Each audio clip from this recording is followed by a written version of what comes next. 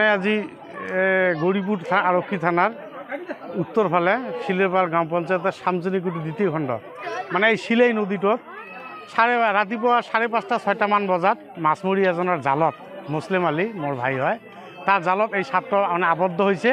এই সাপটো আমি জীৱনতে উদ্ধাৰ কৰি আনিছোঁ।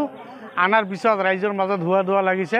আচলতে এইটো ৰাছেল ভাইপাৰ প্ৰজাতিৰ নে অজগৰ প্ৰজাতিৰ আমি সঠিককৈ এইটো মানে নিৰ্ণয় কৰিব পৰা নাই। সেইকাৰণে ৰাইজৰ মাজত উত্তেজনা। ফৰেষ্ট ডিপাৰ্টমেণ্টক ইতিমধ্যে জনোৱা হৈছে কথাটো আৰু ফৰেষ্ট ডিপাৰ্টমেণ্টে আহি আছে। আমি ফৰেষ্ট ডিপাৰ্টমেণ্টক এইটো সমজাই দিম। হয়, আজি ৰাতিপুৱা 5:30-6টামান বজাত মানে মোৰ এজন খুৰা নদীত মাছ মাৰে। তেখেতে আহি মোক মাতি আছে যে আহক মোৰ জালৰ মানে খৰাৰ সন্মুখত যে জাল বেৰ জাল দিয়ে যায় এই জালত এটা সাপ এটা জালত ফচি আছে। যদি কি সাপ হয় মই মানে চিনিব নোৱাৰোঁ। ৰাছেল ভাইপাৰ হ'ব লাগে, আহক।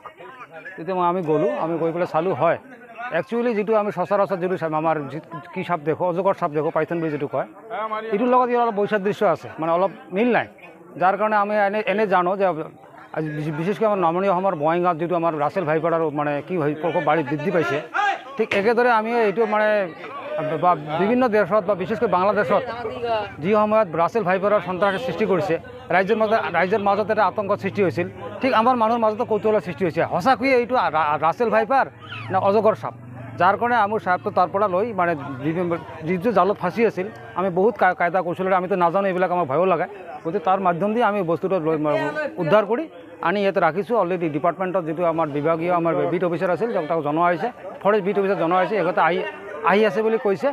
এতিয়া আমি তাতে সাপটো ধৰি ৰাখিছোঁ যে ইহঁতক গতাই দিম। আৰু একচুৱেলি আমাৰ জানিব লাগে যে প্ৰজাতিটো কিহৰ প্ৰজাতি। যদি ৰাছেল ভাইপাৰ হয় তেতিয়াহ'লেতো সাংঘাতিক কথা হ'ব। তেতিয়াহ'লে আমাৰ অলপ সাৱধানতা ল'ব লাগিব। এই কাৰণত ৰাইজক এৱাৰনেছ কৰাৰ কাৰণে আমি সাপটো ইয়াতে ধৰি বান্ধি ৰাখিছোঁ। যিকোনো খবৰৰ বাবে যোগাযোগ কৰক আমাৰ এই নম্বৰত 7099017330 আৰু 7099017110। যিকোনো খবৰৰ বাবে যোগাযোগ কৰক আমাৰ এই নম্বৰত 7099017330 আৰু 7099017110।